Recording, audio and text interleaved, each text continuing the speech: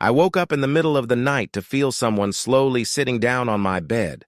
When I turned around, it wasn't my son. It was a man I hadn't spoken to in 6 months, and he had broken into my home. But I'm getting ahead of myself. Let me back up and tell you how I ended up in this nightmare. I had just gotten out of an 8-year abusive relationship. 8 years.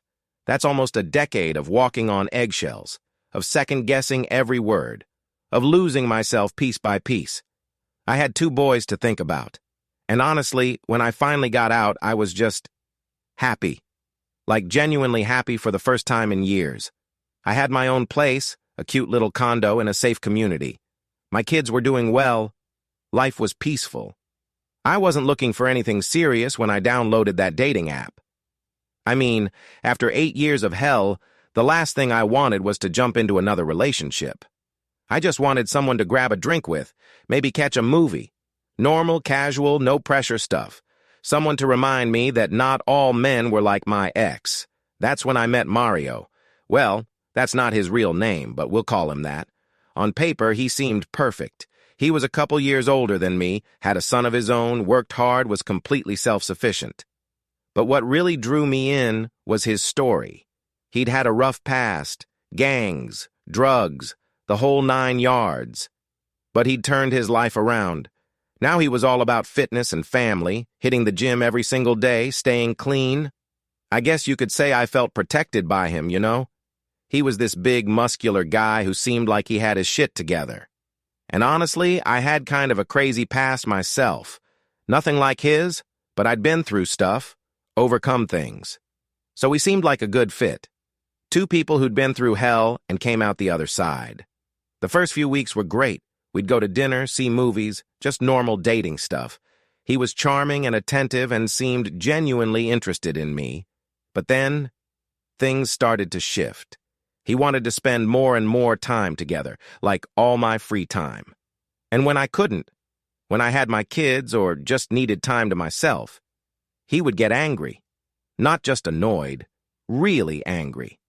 My stomach would drop every time my phone buzzed with his name. I'd feel this familiar tension creeping back into my shoulders, that same feeling I'd had for 8 years with my ex, and I remember thinking, oh no, not again. I can't do this again. After 3 months, I told him I didn't want to see him anymore. That's when he broke down. I mean, full-on tears streaming down his face. He said he needed to confess something to me. He admitted he was using steroids, and that was causing the mood swings. He cried and promised he would stop if I'd just give him another chance. He seemed so genuine, so desperate to make things right. Looking back now, I should have just walked away. But I'd just gotten out of an abusive relationship. I think part of me wanted to believe people could change. So I agreed, but only under the condition that we remain friends. Just friends. Nothing more. Things were okay for a little while. We'd see each other maybe every other week, keep it casual. But then he started pushing again.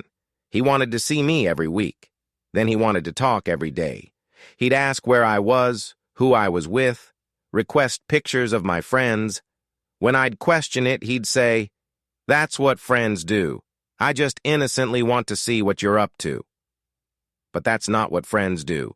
That's what controlling, possessive people do. And I'd had enough of that to last a lifetime. I stopped talking to him completely. Just cut him off. And honestly, it felt good. I felt free again. 6 months passed. 6 months of not hearing from him at all. I was living my best life, focusing on my kids, hanging out with actual friends who didn't interrogate me about my whereabouts. Life was good. One Friday night, my youngest was at his dad's house, so I decided to go out to a local bar with some friends. My oldest son, who was 13 at the time, was home alone. I left a little early to make sure I got home at a reasonable hour, around 10 p.m. I checked on my son, made sure he was good, then went to my bedroom. Now, here's something you need to know about my living situation. My condo had this beautiful patio, and during the warm months, I'd leave the sliding glass door open with just the screen closed to get a nice breeze through at night.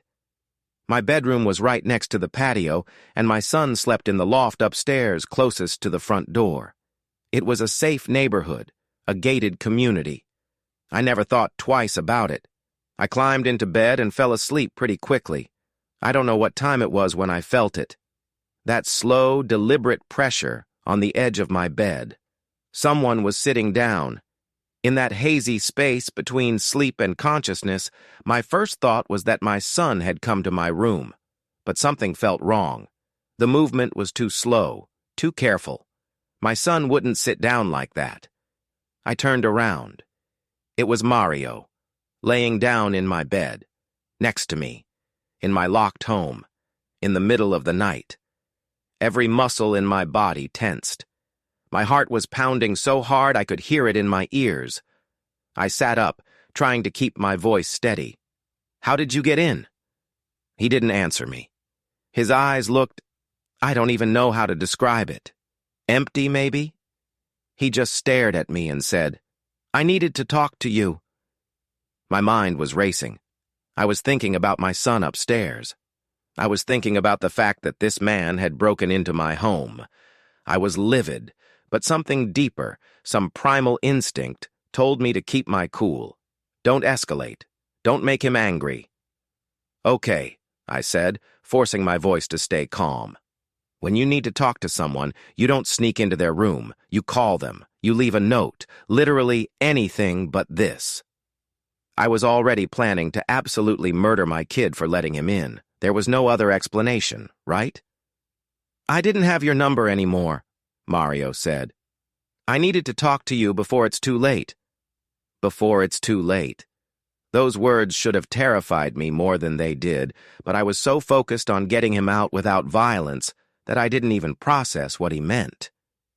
"Look," I said, sitting up fully, "I really want to talk to you too, but not like this. Please, just leave and I promise we will talk tomorrow. Call me tomorrow." He got up, but instead of walking to the door, he came over to my side of the bed. My entire body went cold. He started rubbing my shoulders, his hands moving slowly, deliberately, up toward my neck. His fingers pressed into my skin. "Do you really want to talk?" he asked. I looked him straight in the eyes, every nerve in my body screaming. "Yes, I've been wanting to talk to you, but not like this. Please call me tomorrow." He stared at me for what felt like forever, his hands still on my shoulders, moving back down from my neck. Finally, he let go. "Okay," he said, and then this motherfucker walked to my patio door, slid it open, and jumped over my patio wall. That's how he got in. He'd scaled my wall, opened my screen door, and crept into my bedroom while I slept. The second he was gone, I ran to my son's room. He had no idea anything had happened. I locked every single door and window, checked them twice, then 3 times. I didn't sleep at all that night. I just sat there, shaking, watching the patio door until the sun came up.